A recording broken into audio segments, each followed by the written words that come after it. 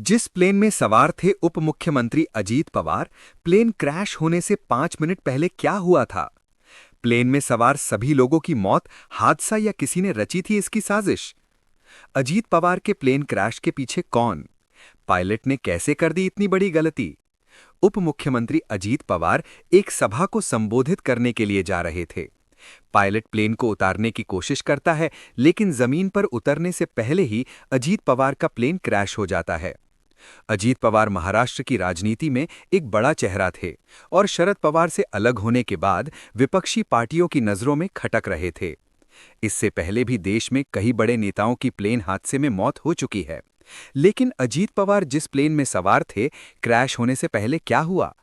Pilot ने आखिरी वक्त में कैसे संतुलन खो दिया? जो खुलासा हुआ है वो काफी चौंकाने वाला है। अजीत पवार ने अपने चाचा शरद पवार की उंगली पकड़कर साल 1982 में राजनीति में कदम रखा।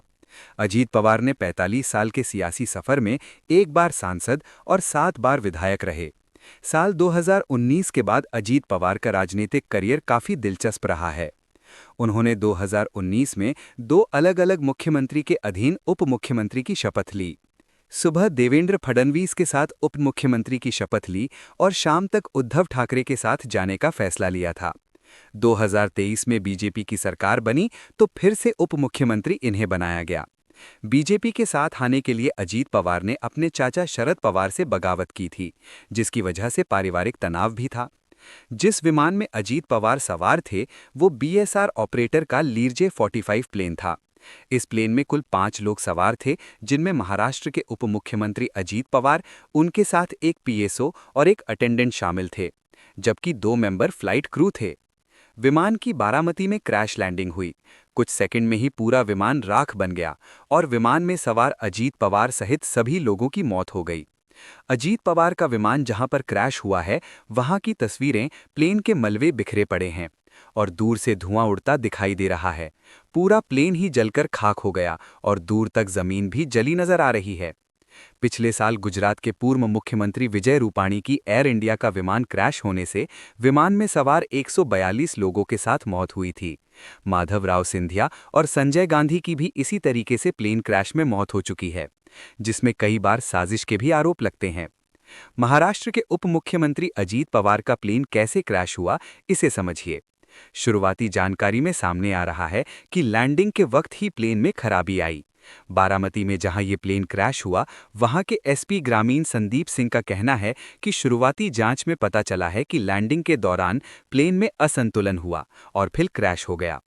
डिप्टी सीएम अजीत पवार के प्लेन को कैप्टन साहिल मदान उड़ा रहे थे, जिन्हें 15 साल से ज्यादा प्लेन उड़ाने का अनुभव था, और उनकी मौत भी हो गई है। प्लेन में सवार क्योंकि सभी लोगों की मौत हुई है, इसीलिए कोई सबूत भी नहीं मिला। लेकिन इस बात की आशंका जताई जा रही है कि क्रैश होने से पहले ही पायलट को इसका अनुभव था, जिसकी वजह से सेफ लैंडिंग कराने की कोशिश की, लेकिन आखिरी वक्त में प्लेन क्रैश हो गया। अक्सर प्लेन हादसे लैंडिंग और टेक ऑफ के वक्त ज्यादा होते हैं और इसे फ्लाइट का सबसे अहम वक्त माना जाता है। अहमदाबाद में भी प्लेन क्रैश टेक ऑफ के वक्त हुआ। बिजनेस इनसाइडर की एक रिपोर्ट के अनुसार जब प्लेन कई हजार फीट पर उड़ता है तो उस वक्त पायलट के पास काफी समय होता है। कहा जाता है कि अगर दोनों इंजन बंद भी हो जाएं, तो भी प्लेन अचानक आसमान से नीचे नहीं गिरेगा। यहां एक ग्लाइडर बन जाता है और पायलट को कुछ न कुछ वक्त मिल जाता है। लैंडिंग या टेक ऑफ के वक्त स्थिति अलग होती है और कुछ सेकंड में ही फैसले लेने होते हैं, जिसकी वजह से ऐसे हादसे हो जाते हैं। जिस प्लेन में अजीत पवार थे, उसमें भी ऐसा ही कुछ हुआ। अब प्लेन के ब्लैक बॉक्स से इस बात का पता लगाया जाएगा कि आखिर लैंडिंग से पहले प्लेन के अंदर क्या हुआ था और कैसे हादसा हुआ। कुछ लोगों का यह भी मानना है कि ये राजनीतिक साजिश हो सकती है। वैसे आपकी राय क्या है? कमेंट बॉक्स में अपनी राय जरूर दें और हमारे चैनल को सब्सक्राइब कर लें। ऐसी ऐसी वीडियो आप लोगों को इस चैनल पर मिलती रहेंगी। तब तक के लिए आप अपना ध्यान रखें और जय हिंद, जय भारत।